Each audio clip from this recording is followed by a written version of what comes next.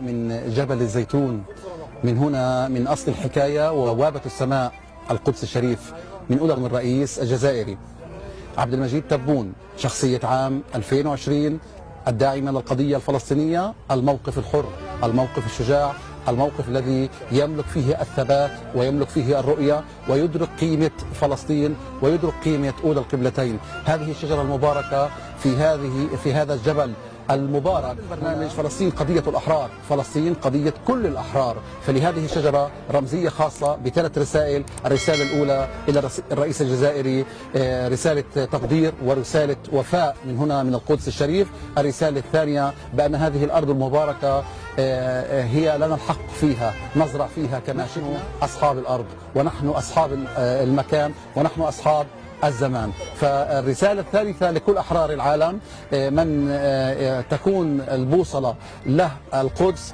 هو يدرك قيمة ذلك، وسيسطر في التاريخ بأن من يملك البوصلة للقدس الشريف تاريخ سيحفظ، كل من يحفظ القدس الشريف ويحفظ هذه البوصلة. شخصية العام التي تم اختيارها للرئيس الجزائري هي لوحة تعبيرية رمزية، لوحة نضالية، فنحن ندرك بأن شجرة الزيتون هي شجرة مباركة وجذورها الآن هنا في هذه الأرض المباركة، وهي تصل إلى كل قلب جزائري، إلى كل شهيد جزائري، بلد الشهداء، بلوحة وفاء هنا في القدس الشريف. نرسل تحية حب إلى هذا الرئيس الرائع، وإن شاء الله نشاهده قريبا وندعو له بالسلامة والعافية من القدس الشريف.